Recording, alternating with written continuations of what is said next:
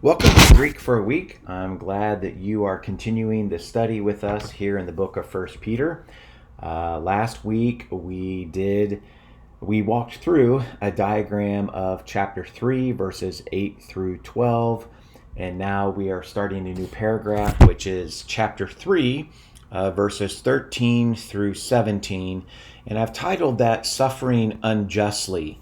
So this is the transition in Peter's letter where he will basically talk about suffering. He will talk about the example of suffering, which is found in Christ. That will be the remaining portion of chapter 3, verses 18 through 22.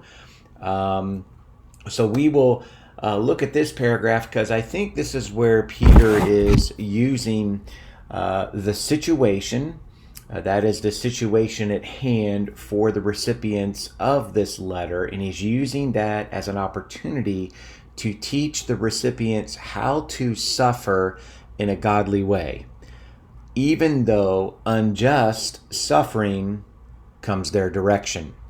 So let's translate as we always do, and then we'll look at a few pieces of grammar here that might be helpful. Again, we're just doing one verse 13, and then the next couple of weeks I will do 14 and 15, and then 16 and 17, and then of course we'll diagram verses 13 through 17.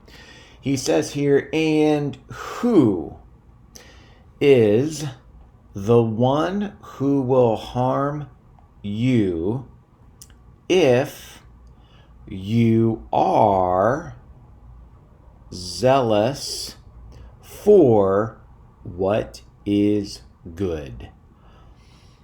Here's what's interesting. Peter starts with a chi, which often is left untranslated. I have translated it as "and," just as a transitional piece from the preceding paragraph down to this paragraph. And then he begins with the interrogative pronoun, which is tis. And I know that's an interrogative pronoun because of the accent mark. So the way that I remember that is when the accent mark is used on the word tis, then that indicates a question mark, which is where the interrogative pronoun who or what is being used here. So who is it? And then he uses the future active participle of ha, kako, son. And he uses the future active participle, masculine nominative singular of kakao, and I'm labeling that as an attributive participle, basically attributing an equality, and that attributive quality is the one to harm you.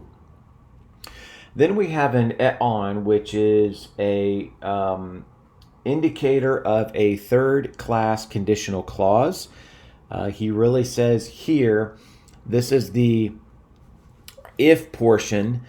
So if we put brackets around this, if you are zealous for good works or for doing good, then here's the other part, then who is it that will harm you?